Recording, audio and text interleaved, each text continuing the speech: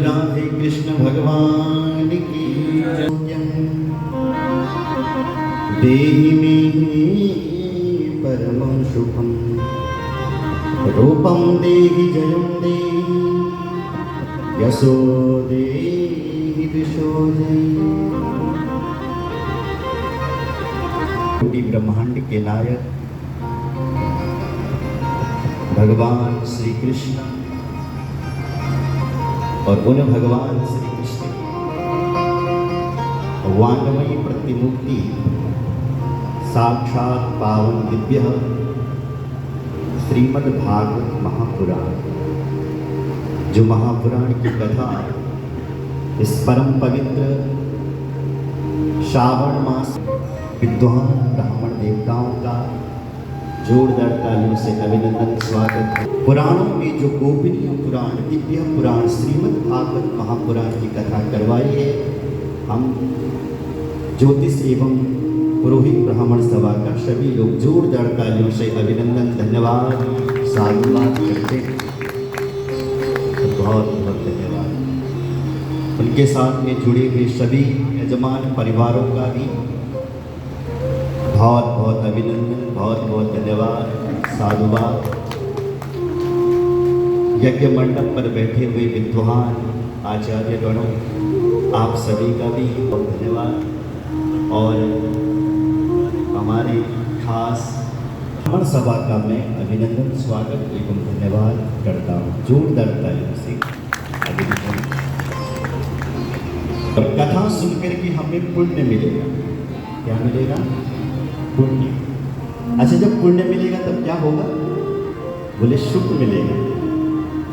आपने देखा होगा जब हमारे पुण्य बढ़ता है तो हमें सुख मिलता है, लेकिन मेरी माँ जब पाप बढ़ता है तब हमें दुख मिलता है। अगर आपको सुख मिल रहा है, सुख सुविधाएं मिल रही है, तो समझ लेना हमने कोई पुण्य कर्म किया है। और हमारे ऊपर यदि दुखों का पहाड़ आ रखा है, दुख ही दुख जीवन में है, तो समझ लेना कि हमने बहुत बड़े पाप कर रखे हैं, जिसका सूर्य उदय हुआ है। तो इस समय हम यह अनुभव करेंगे कि हमने जो जन्म जन्मांतरों में जो पुण्य किया होगा, उसका प्रताप यह है कि हमें श्रीमद् भागवत कथा श्रवण करने के लिए मिलती है। भागवत कथा बड़े भाग्य से मिलती है। भाग्योदयेन बहुजन्म समर्जिते सत्संगमं च लभते पुरुषो यया। भाग्योदयेन बहुजन्म समर्जिते, बहुजन्म समर्जितेन भाग्योदयेन। दुर्लभेव कथा लोके, कथा तो बड़ी दुर्लभ है। मैं चला जाऊंगा ना, मैं ले लूंगा ना, अभी चले जाएंगे ना। तो जिसको श्री का मद न, भागवत मतलब भगवान का हो जाता है। कौन? जिसको श्री का मद ना हो, मतलब धन का मद ना हो, वो हो जाता है। क्या हो जाता है? बोलो बोलो, भागवत हो जाता है।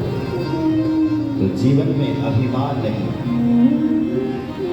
अगर अभिमान यदि जीवन में है तो हम भागवत नहीं हो सकते, हम भागवत नहीं बन सकते। भागवत का अर्थ होता है जो भगवान का है वो भागवत। हम भगवान के हैं तो हम भी भागवत। प्रहलाद भगवान का था तो प्रहलाद भी परम भागवत। आप भगवान के हैं तो आप भी परम भागवत। तो जो भगवान का है वो है भागवत। उस भागवत की कथा हम सभी को श्रवण करने के लिए मिलेगी। बोलो जय श्री राम। तो प्रथम श्लोक में हम पहले श्लोक करेंगे। सच्चिदानंद रूपाय विश्वोत्पत्त्यादि हेतवे तापत्रय विनाशाय श्री कृष्णाय वयं नमः। भगवान कैसे हैं, उनका स्वरूप कैसा है? बोले कैसा है उनका स्वरूप? बोले सच्चिदानंद रूपाय। वह भगवान सच्चिदानंद स्वरूप है। सत्य मतलब जो परमात्मा सत्य है। सत्य क्या है? आप लोग सत्य नहीं है, मैं सत्य नहीं हूं। अच्छा, सत्य कौन है? सत्य भगवान सूर्य है। कैसे? बोले 100 साल पहले भी थे जब आप नहीं थे, आज भी हैं और 100 साल बाद भी रहेंगे, यही सत्य है। तो जैसे भगवान सूर्य सत्य है, ऐसे वो परमात्मा सत्य सीधा ज्ञान स्वरूप है, प्रकाश स्वरूप है और आनंद स्वरूप है। जिन भगवान का ध्यान करके हमारा हृदय हम आनंदमयी हो जाते हैं, ऐसे वो भगवान आनंद स्वरूप है। करते क्या है? विश्वोत्पत्त्यादिहेतवे, विश्व की उत्पत्ति करते हैं, विश्व का पालन करते हैं। अच्छा, उत्पत्ति कैसे करते हैं? जब भगवान की इच्छा होती है तभी हमारा जन्म होता है, जब भगवान की इच्छा होती है तभी हमारा मरण होता है। जन्म मरण हानि लाभ सब परमात्मा के हाथों पर है। इसलिए जन्म भी उसी की कृपा से होता है और मरण भी उसी की कृपा से होता है। जब राम कथा में जब भगवान राम का पिता मर गए, राम जी के पिताजी दशरथ जी ने अब जब प्राण त्यागे, तो भरत जी रो रहा था, चीख रहा था, चिल्ला रहा था।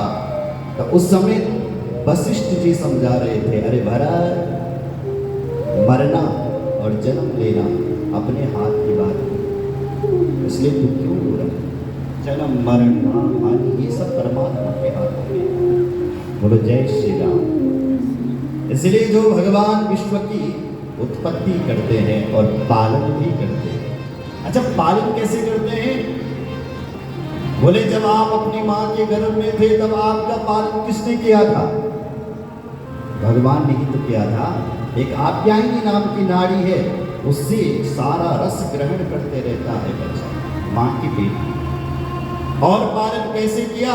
बोले जैसी ही तो हमारा जन्म हुआ ऐसी ही हमारे मां की स्तनों में दूध आ गया। अब देखो 84 लाख योनियां हैं, किसी का भी बच्चा हो जाए उसकी मां की स्तनों में दूध आ जाता है, चाहे भैंस का हो, बकरे का हो, गाय का हो, किसी का भी बच्चा हो। इसका मतलब यह है कि उस परमात्मा को हमारी फिक्र है कि इनके लिए दूध भी भेजना पड़ेगा। कुछ लोग कहते हैं भगवान के पास कोई दूध का सागर है क्या?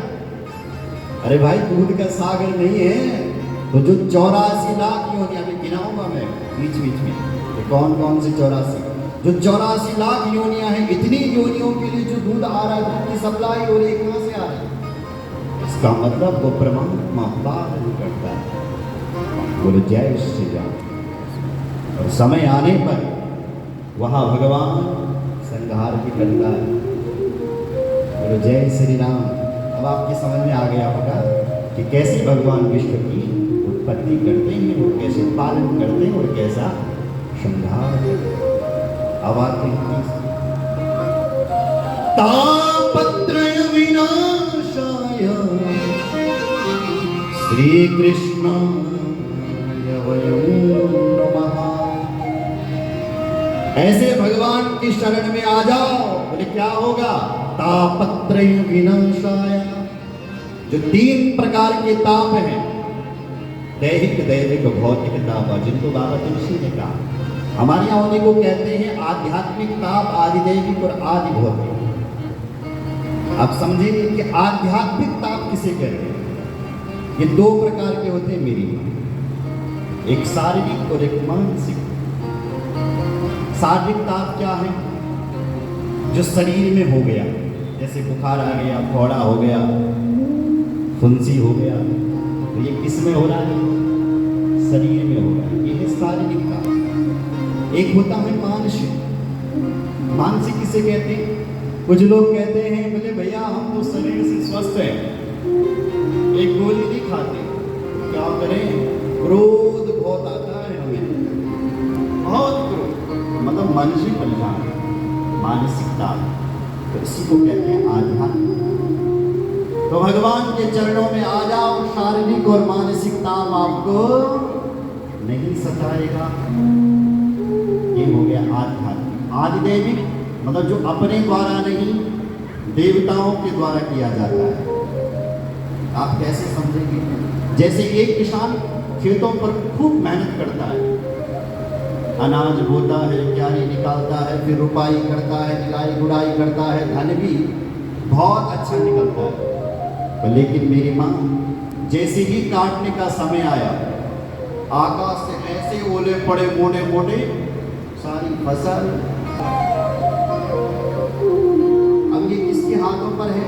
देवताओं के हाथों। ये है दैविकता, जो अपने द्वारा, अपने तो हमने बहुत मेहनत की, लेकिन देवताओं ने ऐसा कर दिया कि सारी फसल। तो भगवान की शरण में आ जाओ, ये ताप आपको नहीं सताएगा। तीसरा है भौतिकता। भौतिक मतलब जो भय से उत्पन्न होता है। अब प्रश्न है कि भय से क्या उत्पन्न होता है? जैसे हमारे क्षेत्र में आजकल बाघ लग गया और भय हो गया, घर से बाहर मत निकलो, अकेले मत जाओ, भय हो रहा है। किसका भय हो रहा है? बोले बाघ का, शेर का। या महाराज हमारे घर में सांप घुस गया, अब देख तो लिया अंदर आते हुए, लेकिन बाहर जाते हुए नहीं देखा, घर में जाने में भी डर लग रहा है। जो भय से जो ताप उत्पन्न होते हैं उनको कहते हैं भौतिकता। तो भगवान के शरण में आ जाओ, ये तापत्रय विनाशाय श्री कृष्णाय वयं नमः। ऐसे भगवान के चरणों में हम सब मिलकर के प्रणाम करते। बोलो सच्चिदानंद भगवान की जय। परम भागवत श्री महामुनि सुखदेव जी के चरणों में प्रणाम करते हैं। जो भगवान सुखदेव साक्षात व्यास पुत्र है और साक्षात शंकर भगवान ही व्यास नंदन बन करके आ रखे हैं। इसके लिए देवी भागवत आप सुनेंगे तो वेद व्यास जी की कोई संतान नहीं हो रही, तो उन्होंने सोचा भाई अब मेरा क्या होगा, जब मैं मरूंगा तो मेरी अर्थी को कौन उठाएगा, क्योंकि अपुत्रस्य गतिर् नास्ति, पुत्र के बिना तो गति नहीं होती, अब मेरी गति कैसे होगी।